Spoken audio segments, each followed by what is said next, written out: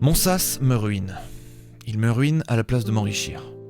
Je passe mon temps à l'optimiser, mais il continue de me coûter cher. Pas plus tard que ce matin, j'ai reçu ce mail de demande de réapprovisionnement d'un des services que j'utilise. En effet, à la suite d'un changement que j'ai fait dans ma codebase, j'ai explosé l'usage de cet outil et je suis passé de 30 € par mois à 200 € par semaine. Pas ouf le changement, je dois l'admettre. Des services, j'en utilise plusieurs pour répondre à plusieurs problématiques. J'utilise même les services d'un humain. Et tout ça, ça me coûte cher. Dans cette vidéo, je vais vous présenter ces services, les différents problèmes qu'ils résolvent et ce que j'ai fait pour optimiser chacun d'entre eux afin que mon SaaS Meet Sponsor ne coule pas ma société. L'occasion de comprendre un peu les différentes briques qui composent le projet et d'en cerner toute la complexité. Et bien entendu, vous allez découvrir comment je suis passé de 30 € par mois à 200 € par semaine sur ce service. Je vais tout vous raconter, ne vous inquiétez pas.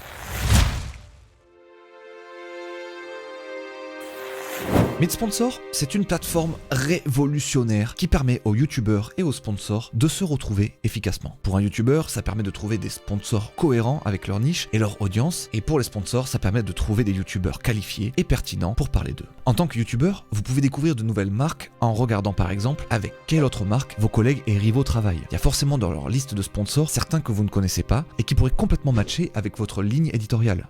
Pour les sponsors, c'est pareil. Checkez vos concurrents et regardez avec qui ils ont travaillé par exemple. Par ailleurs, ça vous donnera aussi la possibilité de voir la dernière fois qu'un youtubeur que vous aimez bien a travaillé avec un concurrent. Si c'est suffisamment loin dans le temps, c'est peut-être votre moment pour en faire votre allié et le piquer à la concurrence. Meet Sponsor, c'est vraiment un projet de zinzin, ultra utile et efficace pour tous les pros qui gravitent autour de la création de contenu sur YouTube. Et vous avez bien compris, c'est une problématique que j'avais en tant que youtubeur et j'ai construit un outil pour la régler.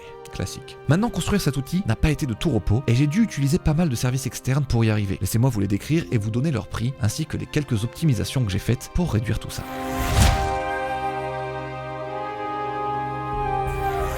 Mon SaaS s'appuie grandement sur l'API YouTube. En effet, ça analyse toutes les nouvelles vidéos des créateurs français avec plus de 40 000 abonnés. YouTube, c'est une API gratuite, mais qui est limitée en termes de quota. Vous pouvez pas utiliser plus de 10 000 points de quota par jour, et chaque requête d'API coûte un nombre plus ou moins grand de points. Par exemple, pour récupérer la liste des dernières vidéos d'un YouTuber, ça coûte 1 point. Moi, j'ai 16 000 youtubeurs à checker chaque jour. Vous voyez bien que d'ores et déjà, ça coince. Vous pouvez demander à YouTube de vous lâcher plus de crédits, ou vous pouvez trouver des astuces pour avoir plus de quotas, mais dans tous les cas, sur un nombre aussi volumineux d'API call, vous ne pouvez pas demander tout ce que vous voulez. Par exemple, pour récupérer la durée d'une vidéo, truc qui aurait été bien pratique pour moi, faut un API call en plus par vidéo. J'en avais besoin pour savoir si la vidéo était suffisamment longue pour contenir un sponsor, mais vu que ça coûte trop cher en quota, j'ai dû me démerder autrement. Et sur ce projet avec l'API de YouTube, je passe mon temps à faire des compromis comme ça pour pas que ça me coûte trop de quotas. J'ai un peu l'impression de jouer au chat et à la souris quoi. Mais en tout cas, même si c'est chiant de gérer ces trucs de quota, ça reste gratuit. Au moins voilà une chose qui me coûte pas trop cher. Maintenant, on va voir les services qui me coûtent des sous. Et vu que j'ai un peu galéré à suivre toutes ces dépenses perdues au milieu de toutes les autres dépenses de mon activité de youtubeur, oui j'ai le même compte pour les deux, j'ai décidé pour y voir plus clair d'ouvrir un compte pro dédié à Meet Sponsor. D'ailleurs, l'idée n'est pas venue de moi, mais de notre sponsor du jour, Propulse by CA, qui a adoré l'arc building public de ma chaîne dans laquelle je vous partage mon aventure de solopreneur de manière transparente, avec mes succès, mes échecs, mes idées, tout ça. Ils m'ont proposé un partenariat sur la durée pour m'accompagner dans cette aventure et m'ont convaincu car ça a l'air d'être un très bon compte pro pour les freelances et solopreneurs qui permet de se passer des banques à l'ancienne, bien rigides et de profiter d'une application dédiée qui propose toutes les fonctionnalités qu'on souhaite en 2024. Gestion des factures et des devis, possibilité de lier vos tickets de caisse directement avec la ligne correspondante sur votre compte juste en le photographiant, ça c'est trop cool, possibilité de lier vos factures, possibilité de vous connecter à de nombreux outils de suivi comptable comme Doug par exemple, bref, tout ce qui fait qu'on se sent bien pour gérer ses comptes et sa compta.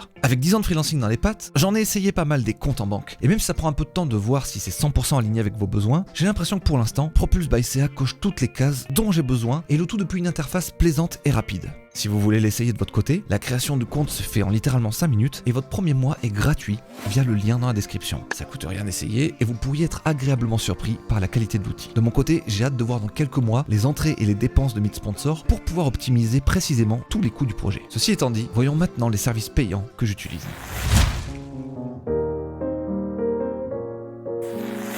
Dans les services les plus évidents, il y a bien sûr ce qui fait trait à l'infrastructure, les serveurs que j'utilise pour faire tourner le site, ainsi que la gestion de ma base de données. Pour ce qui est du serveur, c'est un petit VPS chez Hostinger qui fait largement le taf et que je pourrais dupliquer le jour où j'ai une forte charge de visite sur le site. Ça me coûte pour l'instant la bagatelle de 6,50 € par mois, ça va, c'est pas ça qui me ruine. La base de données est quant à elle chez PlanetScale, qui faisait une offre vraiment cool autour de 20 € par mois, mais le mois d'après mon inscription, ils ont doublé leur prix. Ça a fait gueuler tout le monde, mais tout le monde est resté comme un bon toutou car malgré tout, le service est ultra pratique et puissant. Donc mon l'infra, c'est pour l'instant 50 € par mois en gros. Ça va, c'est globalement fixe, sans potentielle surprise en fin de mois, et ça coûte pas grand chose. Maintenant, on va passer aux 3 autres services indispensables, mais auxquels il faut que je prête une attention toute particulière, sans quoi je cours à ma perte.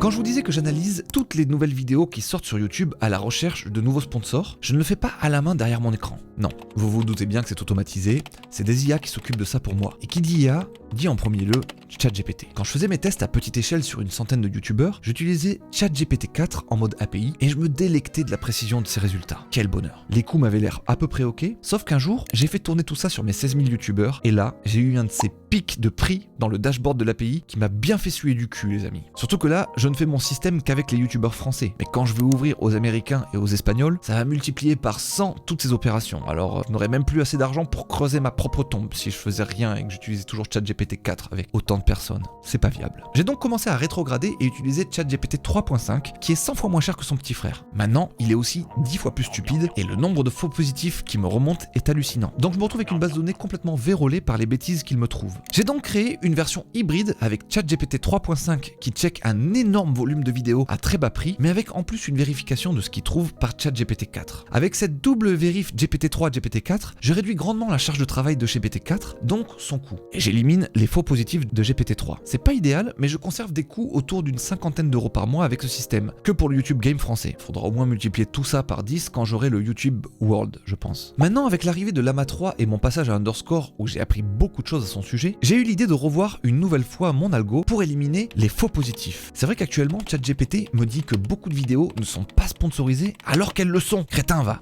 Je vais tellement me faire détruire par les robots quand ils se soulèveront, c'est un truc de fou. Je pense que quand le site tournera à plein régime et que j'aurai bien réglé tous mes algos, j'en aurai pour à peu près 100 à 1000 € d'IA par mois. Et si c'est trop cher, j'ai encore la solution d'entraîner mon propre modèle pour faire cette tâche ingrate en par exemple fine-tunant Llama 3 et en le faisant tourner sur un serveur à moi beaucoup moins cher. C'est une piste d'évolution, mais pour l'instant, c'est mettre la charrue avant les bœufs. Maintenant, découvrons les 2 derniers services dont les prix peuvent vraiment partir en cacahuète, à commencer par le service dont je vous parlais dans l'intro, celui que je dois réapprovisionner après un changement dans la codebase qui l'a fait partir en couille.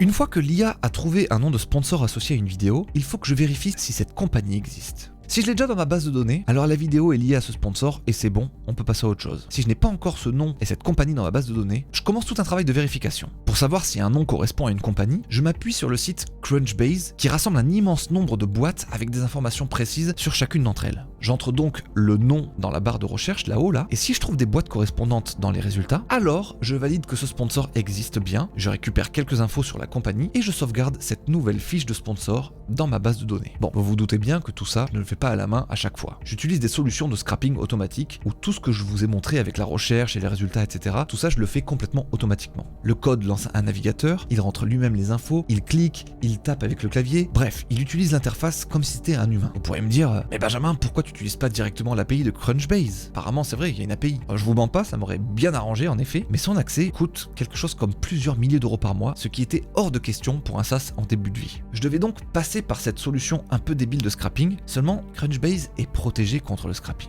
Il y a toujours un captcha qui empêchait mon robot d'obtenir les infos que je voulais. Merde. Si c'était si simple la vie. C'est là qu'un nouveau service intervient dans ma toolkit, le fameux Bright Data. Eux en gros, ils me permettent de lancer des navigateurs pilotés par des robots, pilotés par du code, mais à la différence près qu'ils savent résoudre des captchas et changer d'IP souvent pour pas se faire ban. Génial. Quand j'ai trouvé cette solution, tout mon système fonctionnait parfaitement à coût vraiment réduit, genre 20 € par mois pour cette résolution de captcha automatique et tout ça. Donc c'est trop bien. Puis ce qui devait arriver arriva. Crunchbase a fait une mise à jour de ses protections et Bright Data avait beaucoup plus de mal à craquer le captcha. Fallait que je lui fasse retenter 50 fois l'expérience pour avoir une chance de réussir à finalement craquer le captcha et entrer dans le site. Et c'est ça, c'est de passer de 3 tentatives à 50 tentatives qui m'a fait passer de 20 € par mois à 200 € par semaine. Cette solution n'était donc plus viable et je dois vous avouer que ça m'a profondément déprimé. Car si je ne peux pas vérifier que les IA m'ont trouvé un nom de sponsor qui existe, mon système est complètement cassé. Et pas question de payer 800 € par mois pour une solution qui marche très aléatoirement et qui peut casser du jour au lendemain si Crunchbase décide de faire une nouvelle mise à jour, etc. Et pas question non plus de payer les milliers d'euros que coûte cette API. J'étais dans la merde. Fort heureusement, j'ai trouvé une solution pour contourner tout ça. Une solution qui marche à moindre coût et de manière 100% stable. Je suis trop heureux, mais je vais devoir garder cette information pour moi pour l'instant, car si je vous révèle tout, il n'y a plus trop de magie dans la cuisine. Sachez juste que maintenant, tout fonctionne à moindre coût. Maintenant, même si tout ça semble automatisé et marcher comme sur des roulettes, les IA se trompent encore parfois, et ma solution pour vérifier le nom trouvé n'est pas 100% fiable non plus. Et comme ma base de données est mon bien le plus précieux, pas question d'enregistrer dedans des aberrations. C'est ici qu'intervient le dernier maillon de la chaîne.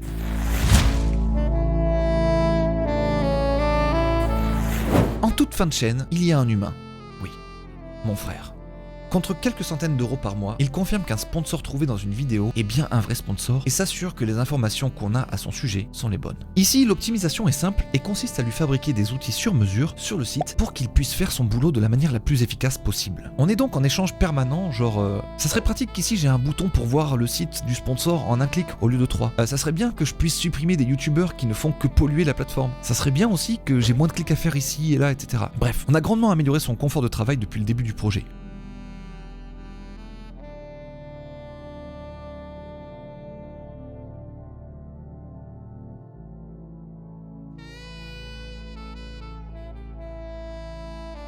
C'était important pour moi d'avoir un process maîtrisé et fluide au maximum avant de l'inonder de taf avec l'arrivée des youtubeurs anglais et espagnols. Aujourd'hui, cette étape de validation humaine semble être validée bien comme il faut et ça fait bien plaisir. En tout cas, sans aucune de ces optimisations, le site me coûterait pas loin de 2000 € par mois juste pour tourner avec les Français. C'est quasi ingérable. Aujourd'hui, ça doit m'en coûter autour de 600 et la plus grosse dépense, c'est la validation humaine. Cyril, t'inquiète pas, je te remplacerai un jour par des robots, sois-en sûr. Tu me coûtes un bras. Mais t'es mon frère, donc ça me fait plaisir. Tous ces problèmes d'optimisation, c'est la raison pour laquelle j'ai pas encore ouvert Meet Sponsor sur le YouTube World. Je sais que ça sera un énorme argument marketing et j'ai moi-même trop hâte de ce moment car ça me montrera plein de nouveaux sponsors que je ne connais pas, mais tant que mes coûts et mes process ne sont pas ultra maîtrisés, j'ouvre pas les valves à fond. Ça m'aurait vraiment coûté beaucoup trop d'argent autrement.